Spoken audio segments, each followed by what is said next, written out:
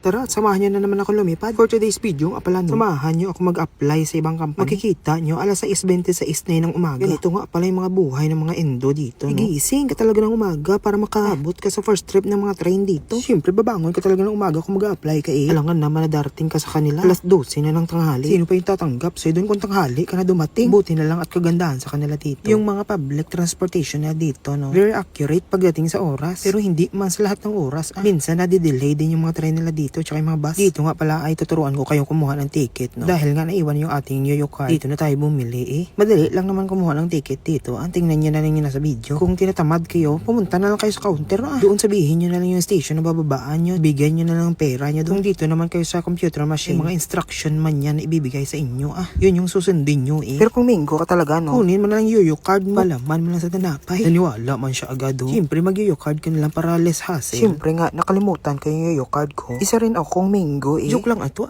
So ayun na nga no, bumalik nga tayo sa ating topic na end of contract. So dahil malapit na nga yung end of contract natin sa previous na company natin, maghahanap na tayo ng applyan eh. Pupunta nga pala tayo dyan sa Zhongli dahil maraming mga company na hiring doon. At nandun din yung mga lalaking agency na pwede mong applyan. Ipapasa mo lang yung resume mo sa kanila eh. Tapos maghihintay ka na lang ng 10 taon sa tawag nila. Siyempre pag ikaw nag-a-apply, galaw-galaw din eh. Hindi naman pwede makapasa ka lang okay na din. Siyempre hanap ka talaga ng mismong company nag-hiring eh. Kaya nahirapan din kami dito mag-apply. Kailangan mo talaga sumunod sa mga instruction nila. Pag-apply nga pala dito, no? Siyempre, magbaon ka na ng sangkatutak na photocopy ng ARC, photocopy ng passport mo, at photocopy rin ng resume mo. Huwag mo nga din pala kakalimutan yung ballpen mo na blue. At siyempre, kung mag-apply ka, sandamakmak na pera dapat ang kailangan mo. Hindi man pwede, lilipad ka lang. Wala kang gasolina. So dito pala nga parto, aantukin ka talaga. Kasi nga, ang aga ng biyahe mo, 2 oras pang upuan sa biyahe. At dito nga pala, may kasama nga pala ako sa pag-apply. Mabuti nga pala at kasama ko yan. Bait at ang ganda pa. Siyempre, sasabihin natin yun para may impression. Pero ang totoo nga pala, sinama lang pala natin siya para may kahati tayo sa pamasahe. Kasi nga, pagbaba mo ng train station, sakay ka pa ng taxi para makapunta doon sa mismong address na pupuntahan mo. Kaya pag nag-apply ka dito sa Taiwan, big help talaga ang may kasama ka. Lalong-lalo na kung 4 kayo, tamang-tama pang taxi. So dito nga pala, no, unti-unti na tayo dito pakyat. Kasi nga, magpapasa tayo ng resume. Dito nga pala nga agency, no? Akala ko after mo magpasa ng resume, mag-exam ka pa. Pero ang nangyari, after mo magpasa ng resume, proceed na pala agad sa interview.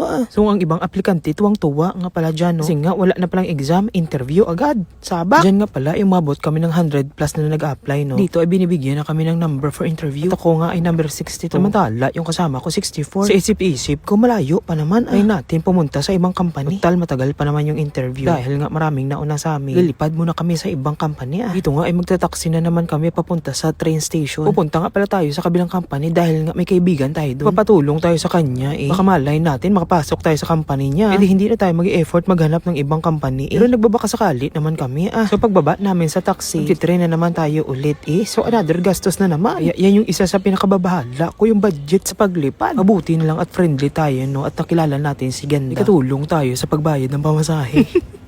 Pero before ko siya sinama, tinanong ko muna siya kung gusto niya sumama eh. At okay naman sa kanya, tara gora! Mabuti na lang at malamig na ang klima dito sa amin. Hindi na nga pala masyado nakakadugyot yung panahon, no? Kaya perfect na perfect mag-apply. Kaso nga lang umuulan, no? Hindi natin ma-enjoy yung panahon. Kaya pagbaba namin sa kabilang train station, nag-taxi ulit kami eh. Mahirap kayo maglakad-lakad sa kanto kung maulan. At ayun na nga, nakapunta na tayo sa ating mahal na kaibigan. Sabi ko mag-picture pero video pa lang napindot ko, no? At dito nagkita rin pala kami sa Sangre Elena, no? Siyempre nag-picture sana kunin yung tinapay na binili ni sis, no? Kaso nga lang, nakatingin si brother, nahiya na ako eh. Flex ko nga pala sa inyo yung dorm nila, no? Napakaganda, no? Pugi pa at maganda yung nakatira dito. Siyempre nga at nawili kami, no? Natagalan kami sa pa-fill up ng form kasi nag-answer pa kami sa exam nila. Hindi namin namalaya na interview pa pala kami. Kaya ang ginawa namin, siyempre, kumuha na kami ng taxi agad. Wala pa pala sa kalahati ang biyahe namin yan, pero tingnan niyo yung bill namin, no? Nakahilo, nakakasakit sa ulo, nakakasuka sa bulsa. Kaya sabi ng kasama ko kanina, sumasakit yung ulo ko sa bawat tutot ng metrohan. Sa bawat pagtunog kasi ng metrohan, nagdadagdag ng 5 yun. Kasi nagtututot yun after ng 15 seconds. At syempre nga, nagmamadali kami kanina. Hindi ko na na-record yung interview namin eh. Kasi pagdating pala namin, no, kanina pa pala kami nila hinahanap. Dahil 83 na nga yung ini-interview. At nalagpasan na nga yung number namin. Akala nga namin hindi na kami i-accommodate. Pero salamat pa rin, no, dahil tinanggap pa rin kami nila. Nag-reason na lang kami na naligaw kami. After ng interview namin, pinauwi na kami agad. Sinabihan kami na mag-update na lang daw sila sa line. Kung sino yung matatanggap at saka yung hindi matatanggap. Kami naman naman, umaasa naman kami na matatanggap kami At isama nyo na lang kami sa panalangin nyo na matanggap kami sa company Big help ni yun para sa amin. At siguro sa susunod na buwan mag-a-apply na naman tayo pag hindi pa tayo na-update syempre. Kasi hanggat hindi ka pa nakakakita ng company mo at hindi pa nag-expire yung ARC mo, maghanap ka na. Kasi sayang yung mga pagkakataon na nandito ka pa sa Taiwan. Kasi pag napauwi ka pa sa Pilipinas, baka mahirapan ka na naman mag-apply. Baka makagastos ka pa ng limpak-limpak na pera. Saan ka na naman kukuha nun? Kaya hanggat maaari, hanggat nandito ka pa sa Taiwan, lubos-lubosin mo ng pag-apply So nga lang sa isa sa pinakababahala, alanganin yung end of contract namin. Tumuon pa mismo sa January which is ang cut-off ang kanilang Chinese New Year. Kaya October, November, December, nag-hiring na sila. Kasi sa buwan ng January, baka mahirapan kami maghanap ng trabaho. Dahil sa buwan ng January ay bihira na lang sa mga company ang hiring at